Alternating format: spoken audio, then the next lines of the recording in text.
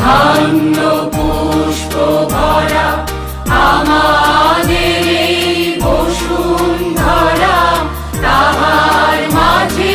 তাহলে এটা বলা যায় যে এটা আমাদের বাংলা ভাষার একটা বিরাট জয় জয়কার, যে আইন সংক্রান্ত ক্ষেত্র, প্রশাসনিক ক্ষেত্র, সামগ্রিক জায়গায় বাংলাদেশে বাংলা ভাষার বহুল ব্যাপক একমাত্র মাধ্যম বলা যেতে পারে, প্রচলন চলছে।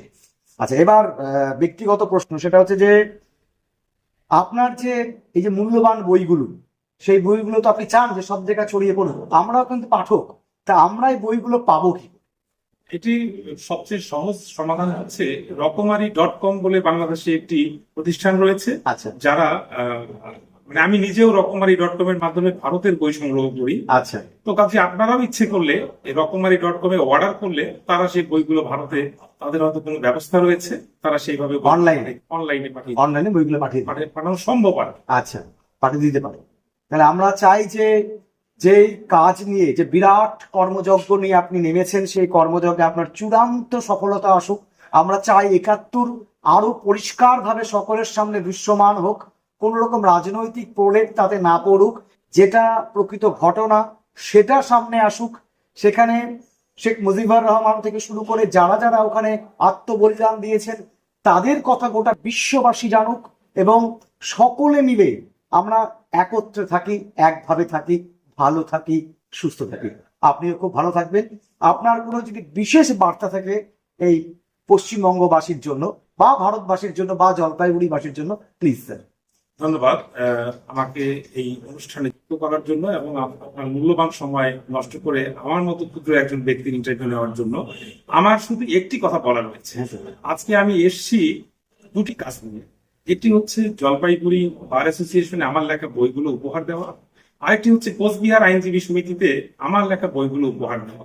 আমার মতো একজন লেখক মনে করেন যে এই বইয়ের আদান প্রদান যত সহজে সম্ভব এটি করতে পারলে আমরা খুশি হব, আমি খুশি হব।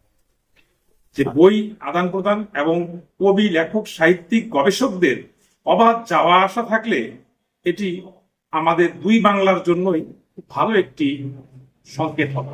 সকলকে ধন্যবাদ। আরেকটা কথা স্যার লাস্টে বলি, সেটা হচ্ছে যে যেটা আমি ব্যক্তিগতভাবে খুব টেন্সড বলা যায়, এবং বিভিন্ন জনের কাছ থেকে পরামর্শ নিচ্ছি। তার মধ্যে আমার শিক্ষাগুরু, আমার মান্যগুরু উমেশ শর্মা মহাশয় আছেন।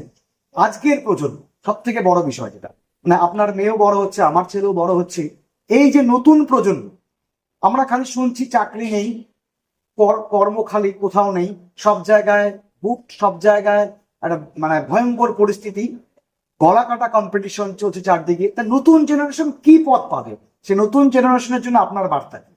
নতুন জেনারেশনের জন্য আমার বার্তা হচ্ছে, শুধু স্কুল কলেজের মধ্যে যে সিলেবাস ভিত্তিক পড়ালেখা সেটুকু করে বসে, সেটুকু করে শুধু ফার্স্ট সেকেন্ড হলেই চলবে না।